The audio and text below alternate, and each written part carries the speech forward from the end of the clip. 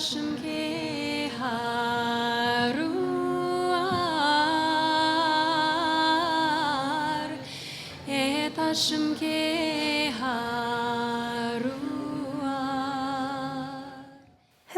since I'm encouraging the use of crystals, I feel I must say a few special notes about the use of black stones, because in the modern, popular in the West, crystal use and crystal healing, we read things like it is well known that the shamans from all continents used black stones to repel black magic and sickness and all negativity, and that's why wearing this or that black stone will give you a strong protection from, and then everything bad is listed. Now, while the first claim about the historic use of black stones in magic is absolutely true, it is important to understand that the second part of the modern conclusion does not follow from the first in a logical way. It's like saying men can fly airplanes. Is it true? Absolutely. But if me and you, the untrained Joe, goes into the pilot cabin and starts piloting the thing, it is not gonna end good. And exactly for the same reason, the use of black stones should be understood properly, because the ancient shamans did use them a lot, but they knew what they were doing, and they didn't just pick up black stones and then chase away the evil spirits with them directly, but did a lot of work to tune the stones and make them usable first.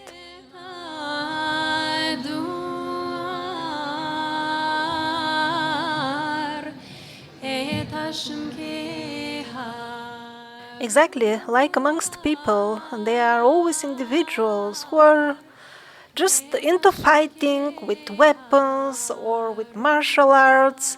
They're into that, they think about it all the time, they use it for good or for bad. These people, they're just fighters, they're devoted to fighting. So if such a fighter person is around you for some reason, does it necessarily mean that he will fight to protect you? What about if he just decides to beat you up, even without any reason? Isn't that also possible, just because he's around? So the black crystals, the black stones, they are the fighters amongst all stones, which also have their consciousness. So just because they were taken from their comfortable natural environment, sold for money, and arrived in your house, just because of that they have to protect you? No, they don't. And that's why in Jyotish, the most advanced system of using crystals, to which we have currently access, over there, for laymen, wearing black stones is absolutely prohibited, not at all advised, and regarded as dangerous. Ah yes, shamans in the Vedic culture, they use black stones. But that is quite a different story. And that is why in this video I will give practical hints and ideas how laymen like ourselves can use black stones, especially if they have them already laying around at home. Also, I will say a few words about EMF protection with black and dark stones. And finally, one of the uses of the black stones is to test shamans.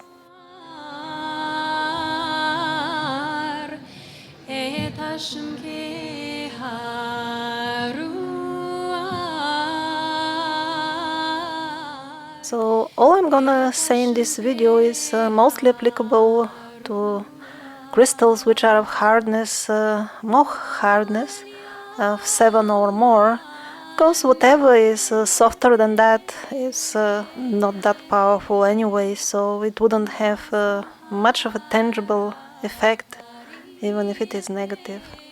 So in case laymen like ourselves are really determined to use black crystals for some reason or another, we have to take extra care to tune them or tame them, call it as you wish, but we have to make sure that this stone will work in our favor instead against us. Because sadly, the reality is nowadays that black stones are used mostly for black magic, and they're connected with that type of energy field, so we have to be extra careful. Now, a few side notes about black magic. Again, in Vedic context, in the Vedic culture, the Tantrics would chant a mantra, for example, for killing somebody, sadly, on a rosary of black gems, and then maybe bury it in the ground or put it in the graveyard and thus do their evil. So some people wonder if the Vedic culture was practically founded by the gods and it's a good thing, then why does such black magic even exist there? Why there are such Vedic mantras for doing evil to start with?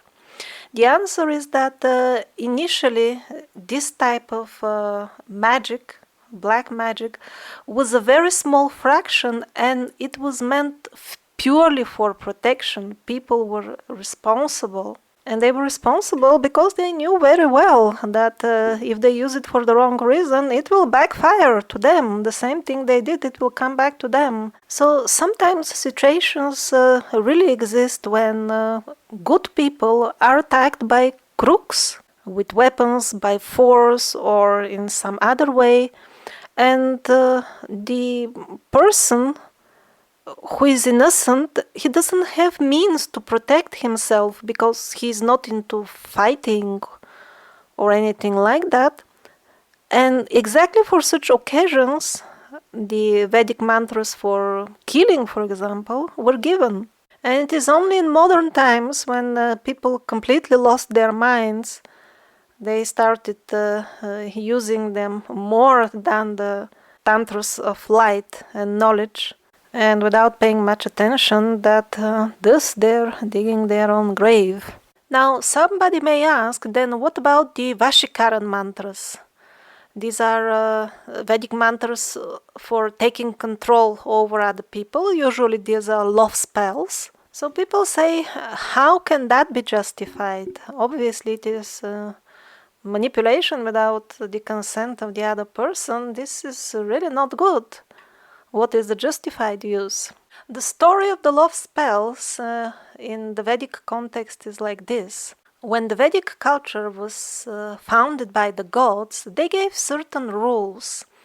And over there, the rules they made about marriage were like absolute. There was no divorce at that time. So what happened in those times is sometimes when people were married for a long time, they would lose romantic interest towards each other. So since the entire Vedic culture was organized in a way that people live happy lives, to solve this, the gods gave the Vashikaran mantras, and they were only meant to be used to somebody you are already married.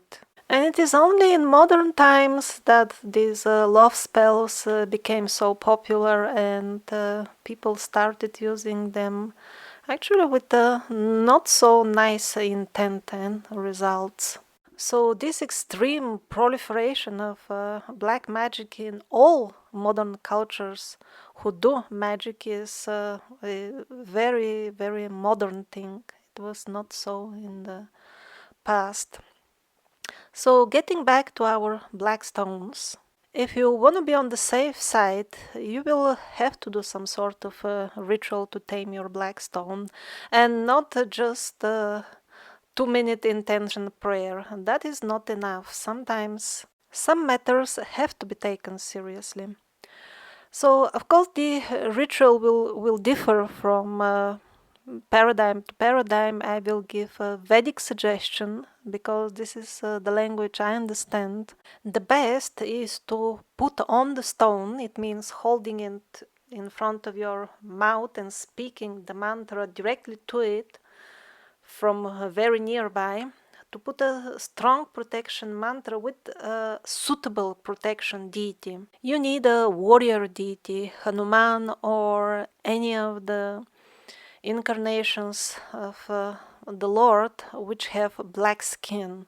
For example, Kal Bhairav, That's an incarnation of Shiva. Actually, Hanuman is also considered kind of incarnation of Shiva, and also they are both form of the fire. So sharp is their nature. And those who prefer the female side, and there are so many incarnations of Devi with black skin, Kali, Pratyangira, which is another name of Bhadrakali, and others. Now, it should be well understood how these incarnations are different from demons, although they are incarnations of the Supreme Lord of Brahman, but they are connected with the lower modes. They call them gunas, plural, in the Vedic context. How can an incarnation of the Lord be connected with the tamaguna, which is the lowest mode? Sattva is the mode of goodness, rajas is the mode of passion, and tamaguna is the mode of ignorance. So first of all, let's cover how is it possible that the Supreme Lord, who is pure goodness and the personification of purity, can have an incarnation which is in any way related to tamaguna to start with.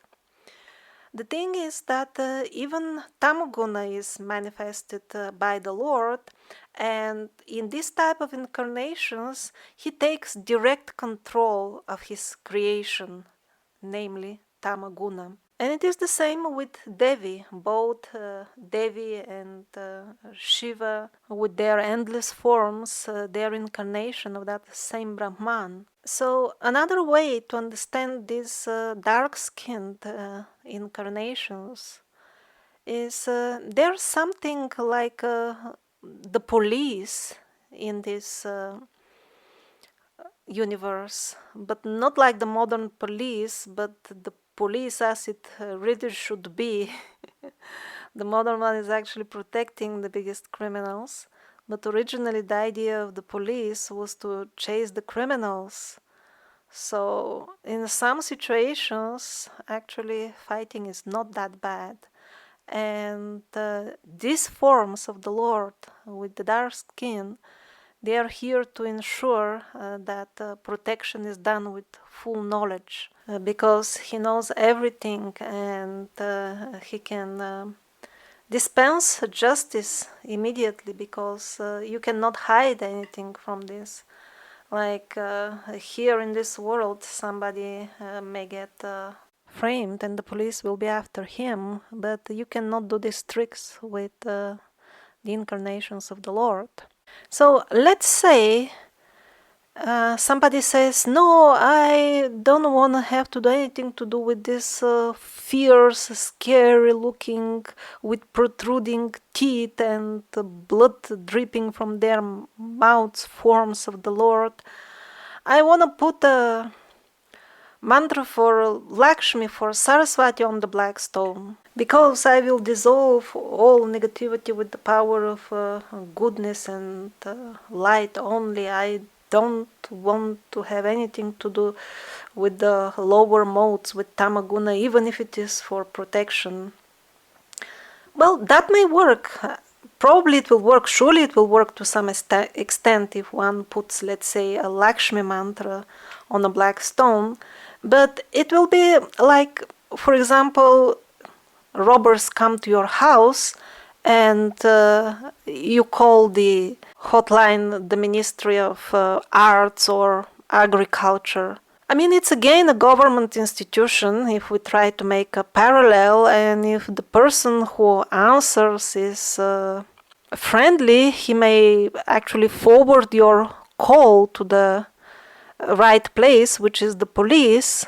But this will only take longer, and who knows, maybe your call will not get forwarded. Or maybe the robbers come at night when the Ministry of Art is closed. That's why it is good to do things properly and submit your issue to the right department.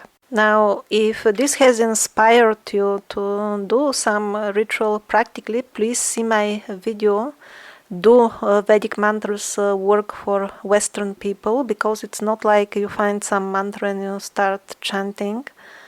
That may not work well. And black crystals, especially if they are hard ones, like black tourmaline, for example, that has a considerable hardness, so the stone is powerful.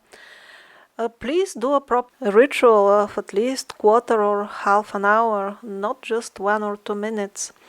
If Vedic mantras are too far away from you and you feel it's just too complicated after hearing the video about them, you could use just Om, just singing of Om, while you look at the yantra or the image of the deity that you have selected.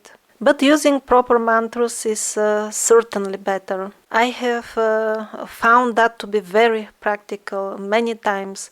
If I just pray with great sincerity about something, it has some effect, of course. Prayer has power. There are countless proofs of that. But if I invest the same sincerity in chanting a mantra properly, I have definitely noticed that it has an extra effect. Somehow the mantras, they have power. Now, I'm sure many people will be saying, but isn't intention everything? If I get the stone with good intention for protecting me, shouldn't that be enough? Intention is indeed everything, but this sentence should not be taken out of context, because it refers mostly to higher levels and higher philosophy. If it could be applied for practical things about which I'm talking in this video, if it was that easy, nobody would have any problem in their life, because everybody has the good intention to live a happy and relaxed life to start with.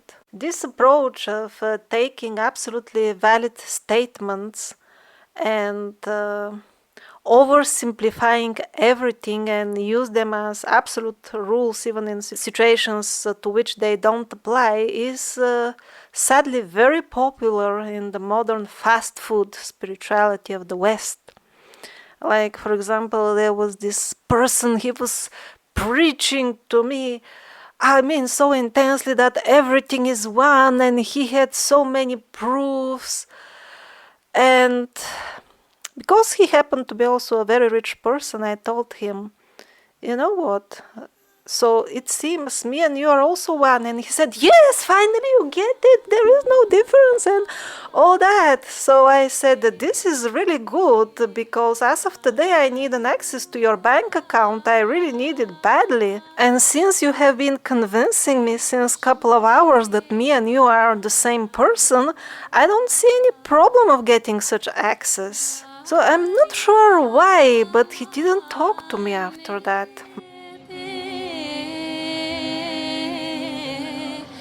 Mos mahara karite, mos mahara karite. There is a very popular modern belief that black crystals provide EMF protection. Well, crystals in general repair the damages from the EMF. But obviously, this doesn't mean that if you stick a crystal to your cell phone that will reduce its harmful emissions. Obviously not. All these dodgy stick-on things of questionable Chinese substances with unclear composition, all of them have been proven long ago that they do not stop the EMF. This can be measured and has been measured by many people who are still capable of thinking for themselves. I think what is more worrying than even the EMF, the terrible radiation, is the enthusiasm with which people buy and believe in such things. But back to what has really a substance, that the crystals do repair some of the damage of the EMF, because they repair all damages and they do not work selectively. Oh, I will cure now only what is caused by EMF. No, anything that heals in general, even distilled water, even walking in the garden or in the park, even that reduces the harmful effects of the EMF. Of course, crystals are much better in doing it, but I could not find a single clue who and why decided to proclaim that the black crystals are the ones which will repair EMF damage. Neither could I find any convincing experiment or confirmation of such an insight in case somebody got it in a dream or anything like that. And in general, since all crystals have the tendency to repair cellular damage, non-selectively, because the same damage to the cells can be caused not only by EMF radiation, but by other factors as well. So, since all crystals repair that, why do we blame it mainly on the black crystals? If that was true, they would be stronger healers for everything, which is most certainly not the case. This story about black stones providing EMF protection, I think it's simply an urban myth. I don't believe anybody has conducted proper experiments which would involve like a comparison about which crystals really repair this type of damage more effectively than others, and how much it really depends on the variety of the crystal and how much on the person who is experiencing all that, because it has been proven times and times again that different types of crystals do completely different things to different people. But anyhow, this is just informative detail. Just don't forget, if you wear any crystals for EMF protection, stick them to your body and not your cellular device, unless you intend to cure the device, but the mystic urban mythology aura of a stone called Shungite. That's a really interesting, or should I say sad and ridiculous story. Shungite itself has wonderful water purification benefits. All that is true.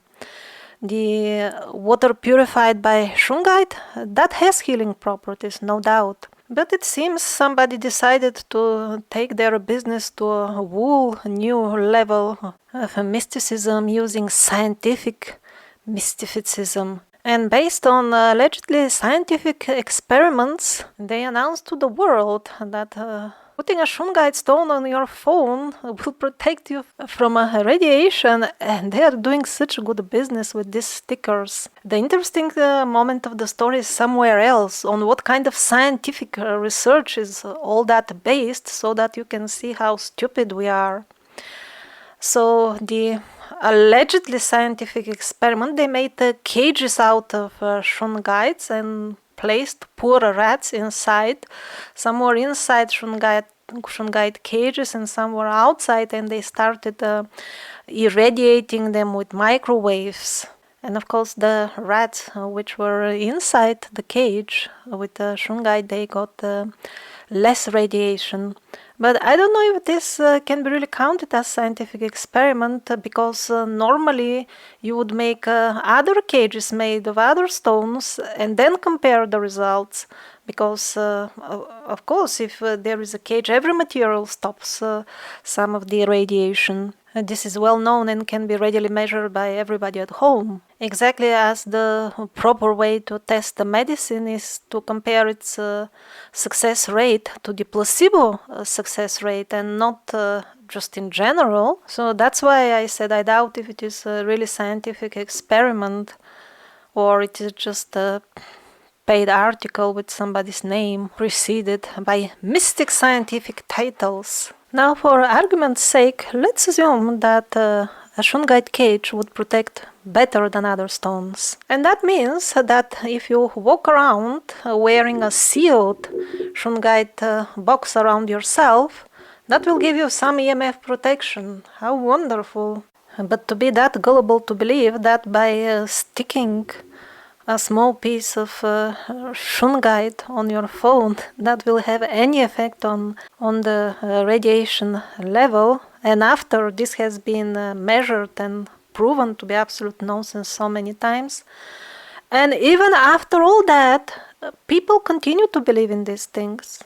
Well, no wonder that in the set channeled material, when he describes the New Age, he says that the philosophy and our understanding of spiritual things, so to say, at that time will be so different that our current beliefs will look like naive superstitions. And back to Shungite, it is actually a very soft stone, and it is extremely unlikely that it will do damage repair like the hard crystals in the space around itself. So Shungite will not reduce the radiation around you for sure, but it can be used very effectively to test crystal healers. If you hear one of them swearing up and down that a piece of Shungite will shield you from EMF, just ask him or her,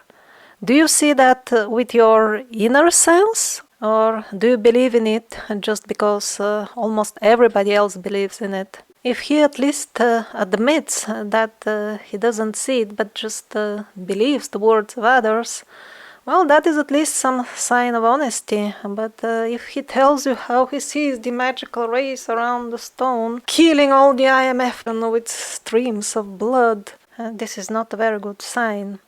And actually, although this is very modern and purely a Western urban myth about the Shungite, I found also good healers in the West who figured out, wait a minute, there is no real evidence that it helps, nor do I see it helping. So, although in general in the West it is far less known how to use crystals, still there are sincere people who really want to learn.